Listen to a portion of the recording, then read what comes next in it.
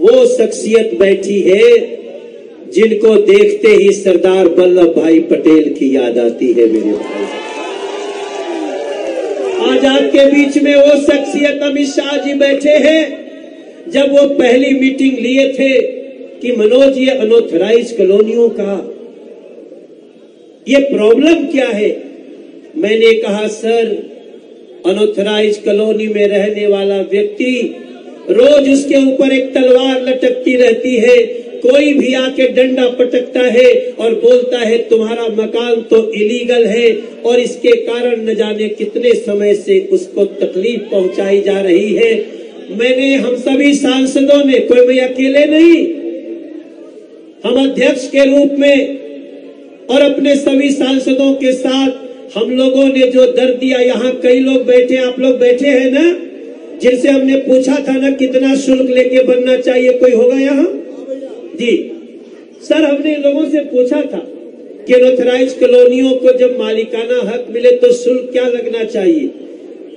आप सही सही बताइए क्या बोले थे, खड़े हो जाइए बोलिए, आप क्या बोले थे कि मिनिमम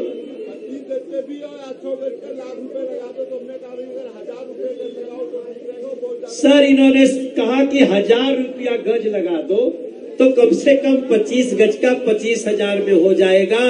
मेरे भाई बहन जो हमारे अमित शाह जी बैठे हैं, इन्होंने कहा नहीं, 25 गज के मकान का केवल 750 रुपया लगेगा और उन्होंने आपको मालिकाना। आपको याद होगा भाई साहब, उस दिन भी मैंने कहा था हम तो मिनिमम जानना चाह रहे थे, लेकिन नरेंद्र मोदी जी ने जिस दिन 5 लाख रुपए का आयुष्मान योजना शुरू कर दिया, उस दिन मुझे लगा इस देश में गरीबों का मसीहा मिल गया है मेरे भाई बहन। लेकिन आपको खुशी नहीं होगी क्योंकि आपको तो 5 लाख का आयुष्मान योजना मिला ही नहीं, 5 लाख रुपए का आयुष्मान योजना नहीं मिला। और सर क्या है भैया, बिजली का ये क्या है, बिजली का बिल है सर, ये बिजली का बिल लेकर के आजकल की दिल्ली के लोग घूम रहे हैं। 7,000 रुपए का बिल है और ये 200 यूनिट से कम वालों का बिल। भैया निकलो बाहर मीनारों से और जंग लड़ो गद्दारों से, निकलो बाहर मीनारों से और जंग लड़ो, जंग लड़ो। मेरे भाई बहन अगर मैं बोलना शुरू करूंगा तो हमको काफी देर जाएगा, लेकिन हम माननीय अमित शाह जी का समय, हम उनका समय नहीं खराब करना चाहते। सर तो कहते हैं जहां 200 लोग भी हो तो चलो, मैं दिल्ली को समझाना चाहता हूं क्योंकि नरेंद्र मोदी का सपना है कि जब मैं दिल्ली में आ गया हूं तो दिल्ली में कोई भी भाई बहन दुखी नहीं होना चाहिए।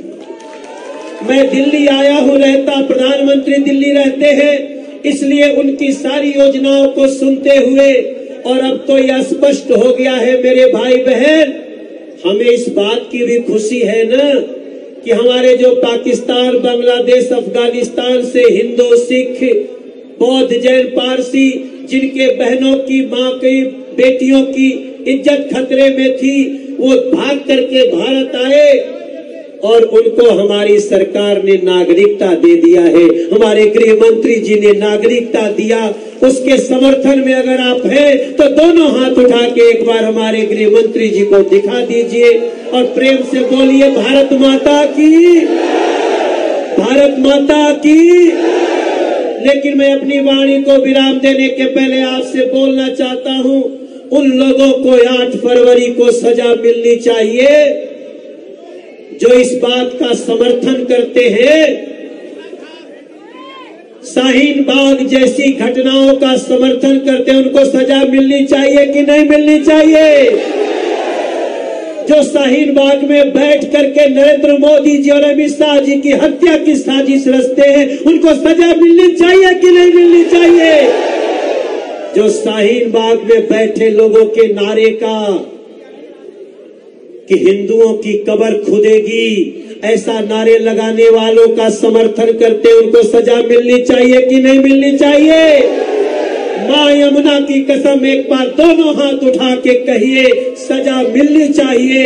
और हम 8 फरवरी को उनको बताएंगे, अपने मोहन सिंह बिष्ट को जिताकर उनको बता देंगे कि ये दिल्ली नरेंद्र मोदी जी के साथ है, ये दिल्ली नरेंद्र मोदी जी के, ये दिल्ली अमित शाह जी के, ये दिल्ली भारतीय जनता पार्टी के। मेरे भाई बहन, बहुत सारी बातें हमारी चिट्ठिया गइल बाटे, घरे में पढ़ लिया जा। दीदी लोग, आप लोग भी पढ़िएगा, हमारी सारी बातें उसमें लिखी हैं। और अब मैं सीधे सीधे दुनिया के सर्वशक्तिशाली लोगों में समाहित भारत के गरीबों के लिए प्रधानमंत्री नरेंद्र मोदी जी के साथ काम कर रहे भारत के यशस्वी गृह मंत्री अमित शाह जी को आमंत्रित करता हूं आपके सामने। भारत माता की